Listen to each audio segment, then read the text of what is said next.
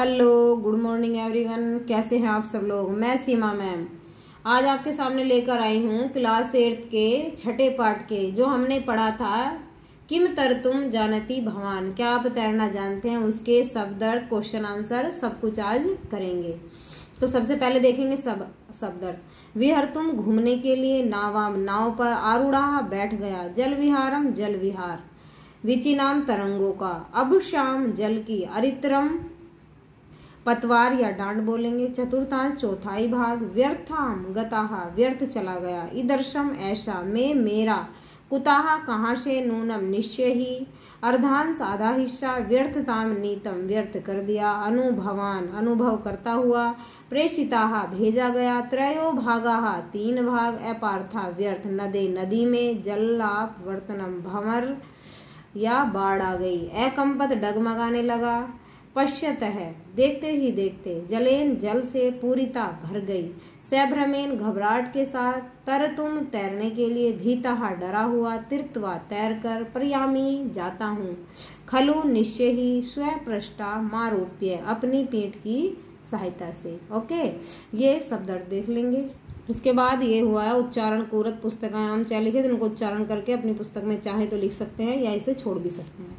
एक पदेन उत्तरत, हमें एक पद में उत्तर देना है। क्या विहरतुम नावाम आरूढ़ा, कौन घूमने के लिए नाव में बैठा था, प्राध्यापक प्राध्यापक बैठा था, नौकाया अग्रसरणम केन माध्यमेन भवती, नौका किसकी सहायता से आगे की ओर बढ़ रही थी, अरित्रम अरित्रम मतलब होता है पतवार या डांड के माध्यम से। यहाँ हमें संस्कृत में उत्तर देना है तो अरित्रम लिखेंगे, ठीक है। का ग्लानिम अनुभवात, किसको ग्लानि का अनुभव हुआ था, नाविक को। जब वह बार बार उससे पूछे जा रहा था प्राध्यापक, तो उसे ग्लानि का अनुभव हुआ था, तो नाविका। जलेन पूरिता कहा जाता, जल से पूरी तरह कौन भर गई थी, नौका यानी हमारी उनकी नाव भर गई थी। इसके बाद हमारे आते हैं क्या कथयति इति लिखत, किसने क्या कहा है, भवता कदापि गणितम पठितुम, ये वाक्य किसने बोला था, प्राध्यापक ने बोला था, तो यहाँ पे सही लगा देंगे। ईदृशम मैं भाग्य कुताहा, यह सब मेरे भाग्य में कहाँ है, नाविक ने बोला था।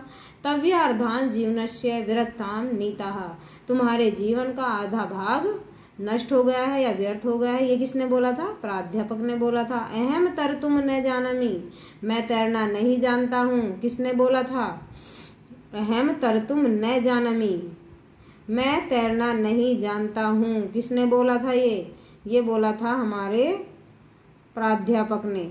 यदि तरतुम न जानती तदा भवतः सर्वम जीवनम वृथा जाता है, ये किसने बोला था, यदि तुम तैरना नहीं जानते हो तो आपका पूरा जीवन खराब हो गया अर्थात व्यर्थ हो गया, ये बोला था नाविक ने।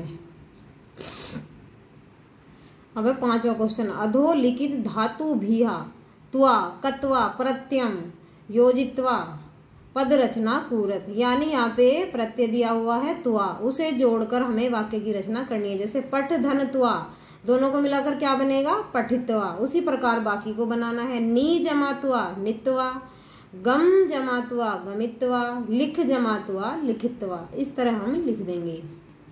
अब हमारा आता है हिंदी भाषायाम अनुवाद कूरत, ये संस्कृत में वाक्य दिया गया है, इसका हमें हिंदी में अनुवाद करना है। किम तु आया संस्कृत भाषा पठिता, क्या तुमने संस्कृत भाषा पढ़ी है, ये इसकी हिंदी है। जीवनस्य त्रयो भागा पार्था, जीवन का, यहाँ आएगा जीवन का तिहाई भाग बेकार गया है, इसकी हिंदी आएगी। प्राध्यापक नावाम आरूढ़ा, प्राध्यापक नाव पर चढ़ा अर्थात नाव में बैठ गया।